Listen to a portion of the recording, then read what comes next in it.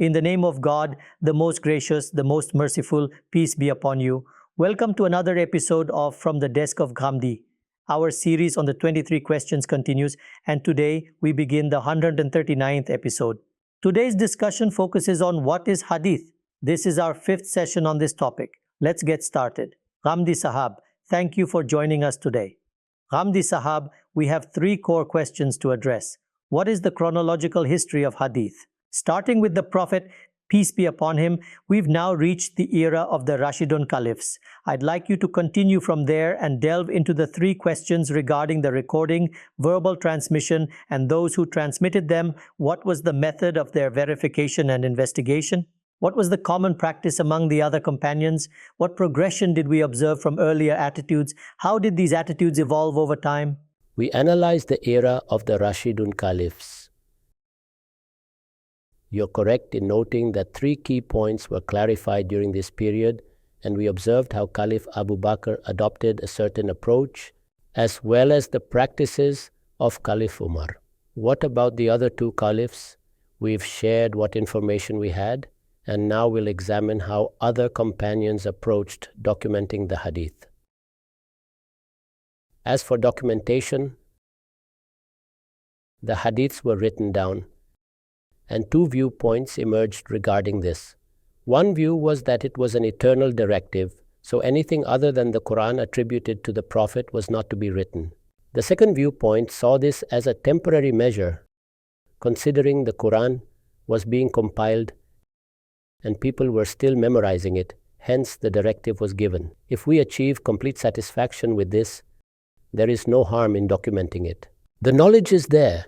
Its memorization and further dissemination through writing are natural processes, and if there is a practice to the contrary, then that might be a basis for argument. I want to note that these two perspectives also existed among the companions, like we saw with Caliphs Abu Bakr and Umar. We get a glimpse of this during the time of Caliph Muawiyah. I'll cite a hadith, number 3644 from Abu Dawud. It goes, Dakala Zayd ibn Sabitin ala Muawiyah. Zayd ibn Thabit was a prominent figure among the Ansar companions, remembered especially for compiling the Quran. He visited Muawiyah, may God be pleased with him. Fasalahu an hadith. He inquired about a hadith which perhaps had been reported by Muawiyah. Wanting confirmation, he went directly to him. Fa amara insanan yaktubuhu. Muawiyah instructed someone to write it down for Zayd. Zayd could have heard it verbally, but he was told that since it was attributed to him, it could be given to him in writing. فَقَالَ لَهُ Zayd. Upon hearing this, Zayd said, إِنَّ رَسُولَ اللَّهِ صَلَى اللَّهُ عَلَيْهِ وَسَلَّمَ أَمَرَانَ أَلَّا نَكْتُبَ شَيْءٍ مِنْ حَدَّثِهِ فَمَعَهُ.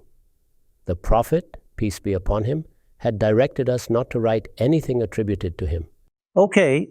Clearly, he was a distinguished companion, and his relation with the Prophet was extraordinary, so the written material was erased. This illustrates the strong presence of both viewpoints among the companions. That is, Muawiyah felt no hesitation in writing it down, but a companion like Zayd ibn Thabit insisted it could not be written. Thus, it seems he viewed it as a perpetual directive. With this, we can understand the general attitudes of the companions. Some believed nothing should be written, while others thought differently, as we discussed with regard to the Caliphs Abu Bakr and Umar.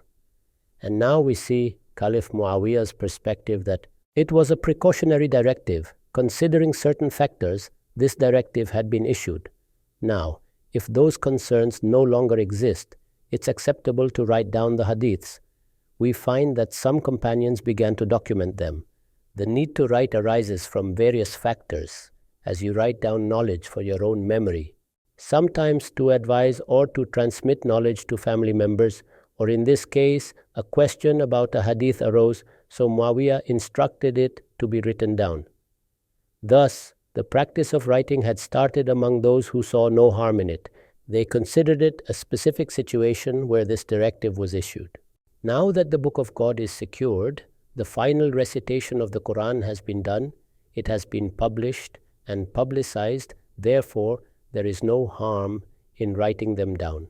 I'll tell you that historical narratives tell us that a large number of companions had written down hadiths. This is from Azmi, and I am quoting from his research in the book Al-Jamul Kamil. He states, وَقَدْ سَبَتَ أَنَّ أَكْثَرَ مِنْ كَمْسِينَ صَحَابِيًا كَتَبُوا الْحَدِيثِ. It is established that more than 50 companions had written down their own hadiths. That is, someone had written 2 or 4 or 10, or some had written even more than this. Such collections existed, including those minhum man kataba fi hayatin Nabi sallallahu alaihi wasallam, who had written during the lifetime of the Prophet, peace be upon him. We know that Abdullah bin Amr bin As had done so, which was later erased. Similarly, it is mentioned about Anas bin Malik, kana yubrizu az ishtiman nas. He had a manuscript, so when people gathered, he would present it and show it to them. It is said that Ali ibn Abi Talib also had written material with him, and the same is said about Amr bin Hazm. So this was during the lifetime of the Prophet, peace be upon him. Then he states, وَمِنْهُمْ مَنْ كَتَبَ بَعْدَ وَفَاةِ رَسُولِ اللَّهِ صَلَى اللَّهُ عَلَيْهِ وَسَلَّمَ. And more than 50 companions mentioned also include those who had written after the departure of the Prophet, peace be upon him. That is, people kept writing something or the other.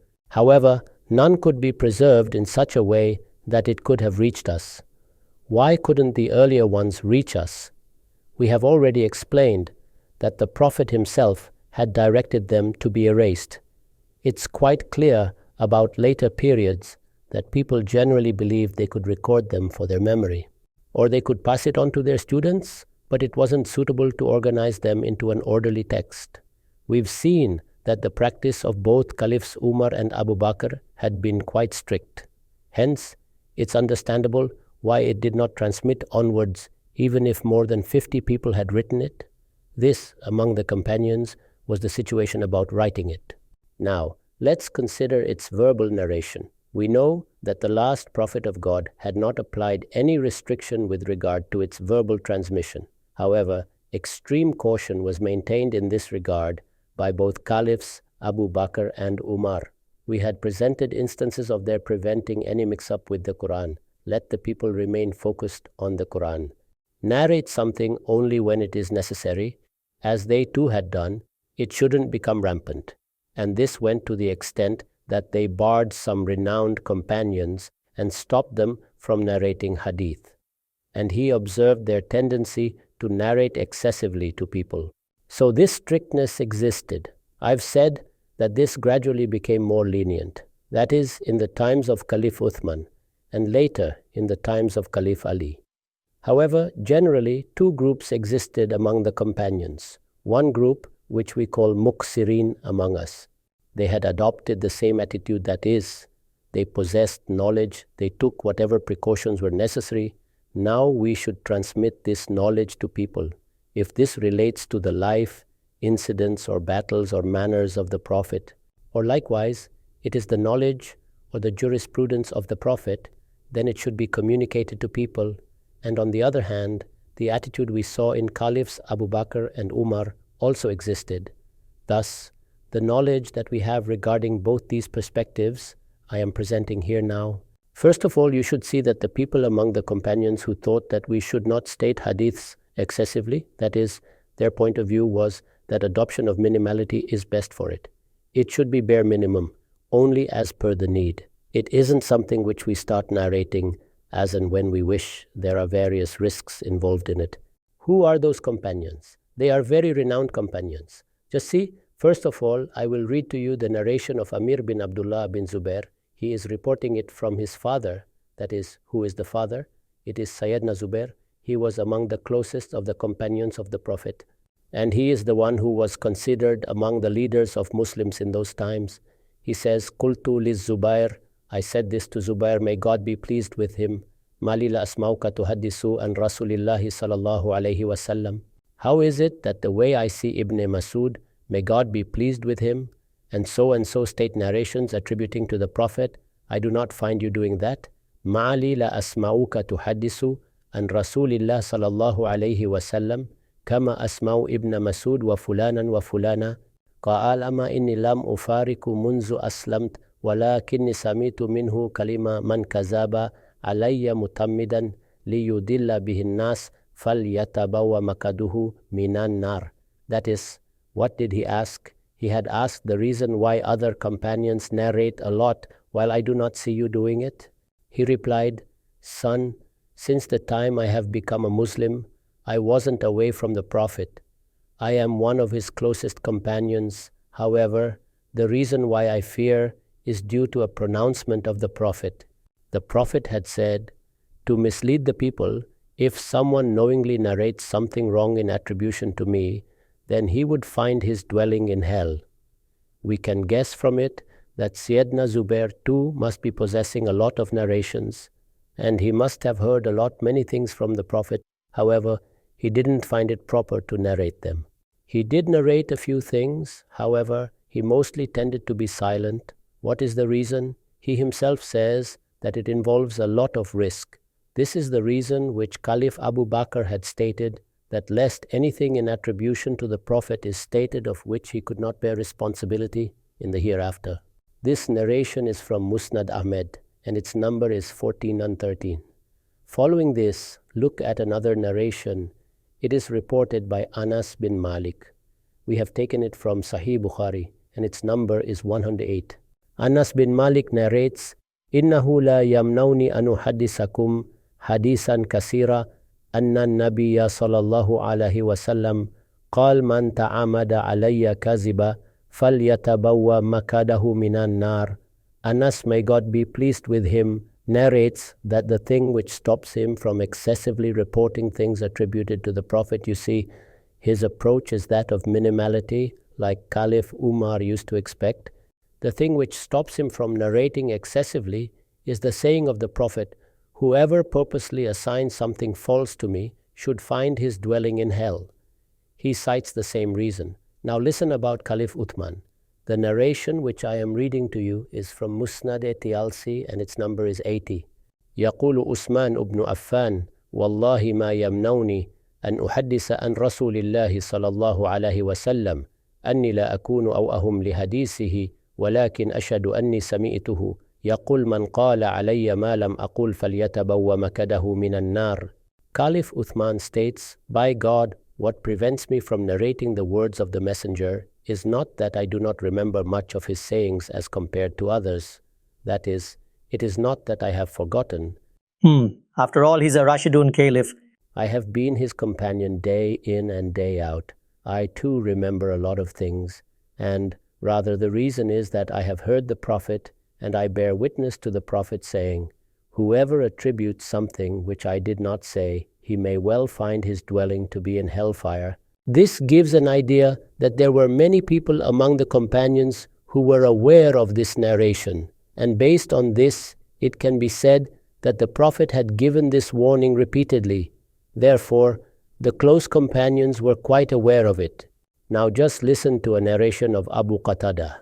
This is taken from Musnad Ahmad, and its number is 22538. The narration is, he said, سمعت رسول الله صلى الله عليه وسلم يقول على هذا المنبر يا أيها الناس إياكم وكثرة الحديث أني من قال علي فلا يقولن إلا حقا أو صدقا فمن قال علي ما لم أقول فليتبوأ مقعده من النار. It is stated by Abu Qatada, may God be pleased with him, that he has heard the Prophet saying on this pulpit. It gives an idea that on some pulpit, that is, in some sermon, or on some occasion when people were assembled, the Prophet stated this point, and it is possible that he might have stated it more than once. He heard him saying on the pulpit, O people, be wary of narrating too much from me. With this, we also come to know that it was the warning of the Prophet, that there shouldn't be excess in stating narrations, and which was later adopted by Caliph Umar, as well as Caliph Abu Bakr too. Whoever narrates attributing something from me should be true and just. That is, if it needs to be said or narrated, however, you should make it absolutely sure that the point is fully true and just. As anybody who falsely attributes something to me and which I did not say, he should find his dwelling in hell. Post this, now see Abu Sa'id Khudri, may God be pleased with him. This narration has been reported by him in Musnad Abi Ya'la, and its number is 1209. He says, Anna Rasulallah sallallahu alayhi wa sallam qala haddisu anni wala haraj, haddisu wala takzibu alayya, wa man kazaba alayya mutammidan, faqad tabawwa makadahu minan nar. The same point described from a different angle. The Messenger of God stated, narrate my words, there is no harm in it. This is the same what we have said earlier too. State them, however, do not dare to attribute a lie to me. Remember, whoever does attribute a lie knowingly, he has made his dwelling in hellfire. The warning is the same. The Prophet drew attention, sometimes from a pulpit or sometimes through other means, that led the companions to automatically develop an attitude that we cannot state these things in such a manner. And it is the knowledge given by the Prophet, and it is his seerah. There cannot be any restriction applied to its narration. However, caution, care to make sure, although one point is fully obvious by the total attitude that there isn't any risk of losing some aspect of the deen. It constitutes knowledge, while the deen has been contained in the Quran and Sunnah. Listen to the last narration in this chain. This is the narration of Abu Musa Ghafiq, may God be pleased with him. We have picked this narration from Musnad Ahmad, and its number is 18946. The narration is, أن أبو موسى الغفقي سمي عقبة ابن عامر الجهني يحدث على المنبر عن رسول الله صلى الله عليه وسلم أحاديث فقال أبو موسى إن صاحبكم هذا لا حافظ أو هالك إن رسول الله صلى الله عليه وسلم كان آخر ما أهد إلينا أن قال عليكم بكتاب الله وسترجعون إلى قوم يحبون حديث أني فمن قال علي ما لم قل فليتبوأ مكاده من النار ومن حافظ أن شيء فليحدث. Abu Musa Ghafiq, may God be pleased with him, heard from another companion, Uqba bin Amir Johani, may God be pleased with him, while attributing it to the Prophet, heard him saying on the pulpit, that is, one companion is hearing another companion. So he said, is your colleague a Hafiz, or does he wish to be destroyed? If he is a Hafiz, that is, he has memorized everything in an exceptional manner which makes him recount so confidently, or does he wish to be destroyed? The last will that the Prophet had told us was to make the book of God binding upon us. That is, I have given the book to you, and I have said that the sunnah had been issued, and it has also been continuing historically as well. Make the book of God binding upon yourself, and soon you would reach people who would like to narrate my anecdotes.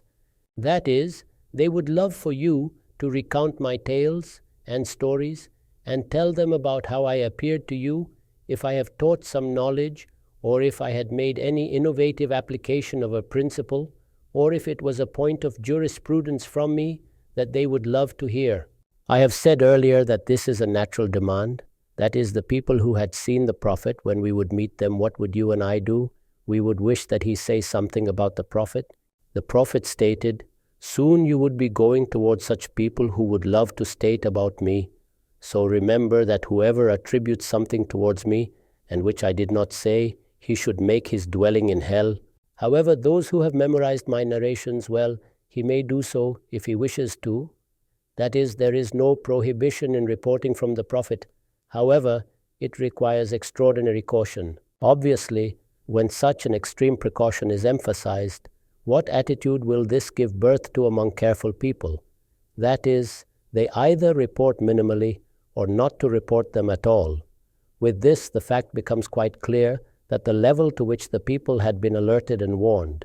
Therefore, most of the companions adopted an attitude of caution.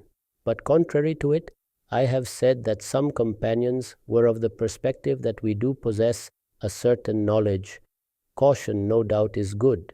We should be careful.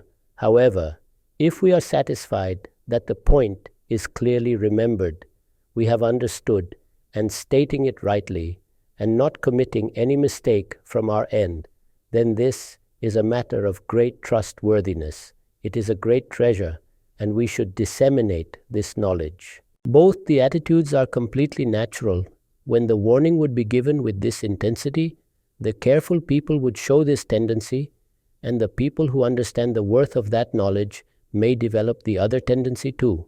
Everybody realizes its worth, however, as they feel answerable to God. Hence, the companions or the renowned companions exercised extraordinary caution. When we look at the people of the other point of view, we learn that those who are called muksirin, that is, they reported narrations on a large scale. So, who were among them? Look, at the top the list is Abu Huraira, may God be pleased with him. Regarding him we have said earlier, he would put his excuse that he feared the whip in the times of Umar, may God be pleased with him. However, that fear is no more so, I am stating it. This implies that he had a certain viewpoint in this regard, on which he would insist upon. He has reported a lot of narrations. Following him is the name of the son of Caliph Umar, Abdullah bin Umar. His narrations are there. Post this is Anas bin Malik. Following him is Ibn Abbas, Abdullah bin Abbas. He is one of the scholars among the companions. Since he has to educate the learners, the people also frequent to him, and his status is that of a big scholar. Hence, he might have needed to narrate too. Then comes Jabir bin Abdullah, Abu Sa'id Khudri, may God be pleased with them, and al-Mumineen Sayyida Aisha herself. Her narrations form large number. After her is Abdullah bin Amr bin As.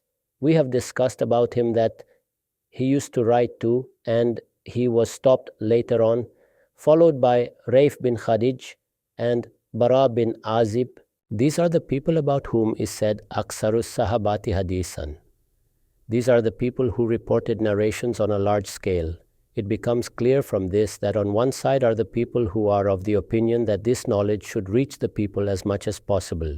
And on the other hand are the companions who exercised extraordinary caution. And I have presented to you the reasons for their extreme caution. Albeit, we were entering the period when a large number of followers had taken birth. Followers were born in the family of the companions too, that is, the people among their children who had taken birth after the Prophet's departure from the world. They were their followers too, and newer Muslims were also entering the fold by looking at them. A number of scholars were also present among the companions. Like some people in every society choose to study a certain science for their expertise, and they are then referred to. Exactly the same happened with the companions too. The companions had spread out to some great centers, so we see that such scholarly circles started coming into existence. That is, if you wish to ascertain, it can be said that in the second half of the 1st century, the circles started coming into existence where the companions used to teach the people. A chain of learning and teaching had begun. Now whatever was there was entering into the world of academics. One was that the Quran was being stated after the departure of the Prophet, or the recitation of the Quran was being done, or the Quran was being preserved. So this is being done by the entire Muslim community or the group of the Muslims, but now the scholarly circles are coming into existence. Here we see that as they already existed in Medina, some companions formed those circles in Makkah too, as well as in Kufa, Syria, Egypt, and Basra in Iraq. These became the centers of learning for the Muslims. As companions reached these places, they would proceed to mosque, and people would gather around them. So, the way they learned the Quran from them, hence, whatever we see with regard to the exegesis of the Quran, as it was stated by followers, and they are the first to be stated in Tabari, etc., those had been learned in those very circles, where they were educated and learned through the companions. Like the Quran was being taught and learned, likewise the knowledge of the Prophet, peace be upon him, would also be discussed. That is, if someone inquires of something, or some issue is at hand, or some companion has stated it of his own, then the scholarly circles, or in a way, a kind of unconventional Dar-ul Hadith or House of Hadith, started coming into existence. In these places in mosques, the systematic establishment of madaris, schools, did not take place. However, the people would go to the mosques, they would go on some day, and sit in the Jama mosque as per their convenience, like we would see later, how Imam Malik had taught Hadith sitting in the Prophet's mosques. So such circles started to come into existence. Okay. This happened in the second half of the 1st century. When these circles came into existence, like there had been ulema among the companions, similarly, scholars came up among the followers. So academics was their real occupation. So some among them were learning the Quran, or some were learning Hadith. So now the Hadith started reaching people with specialization. The knowledge which the Prophet had left behind, or had said something about his seerah, had till now been a traditional knowledge communicated to the people in an unconventional manner. Now its seekers had grown in a rather orderly fashion.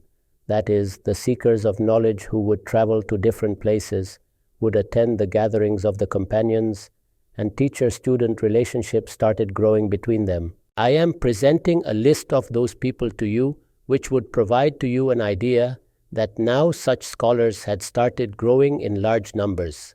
That is, just guess that this was the time when people were learning from the companions.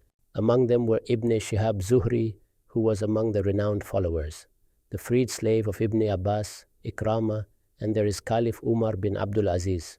Really? He is among the followers, a great taba'i. Kabul Ahbar, Wahab bin Munabbih, Sa'id bin Musayyib, Urwah bin Zubair, Nafi. He is the freed slave of Ibn Umar, the freed slave of Abdullah bin Umar. He is the same Nafi, about which is said that if Nafi is reporting from Ibn Umar, and that reporting reaches Imam Malik, and An Malik and Nafi and Ibn Umar, this is a golden chain. Likewise, Ubaidullah bin Abdullah, and likewise is Salim bin Abdullah, who is the son of Abdullah bin Umar, and likewise is Shabi, Ibrahim Naqwi, and Al-Qama. These are the renowned followers who are now narrating Hadith in the capacity of ulama. Ghamidi Sahab, Hadith is the history of the times of the Prophet, of his life and biography, and of his knowledge and deeds. And what is its own history? Starting from the times of the Prophet till the times of the companions, we studied the attitude of the Rashidun Caliphs and 3 fundamental questions. We paused on all 3, investigated each of them in the context of the corpus we possessed from the past. The point of view of Ghamidi Sahab comes forth. We shall carry along with this discussion, that is, what followed after the times of the companions. We are run out of time right now. We shall be at your service once again. Thank you very much for your time. Thank you very much.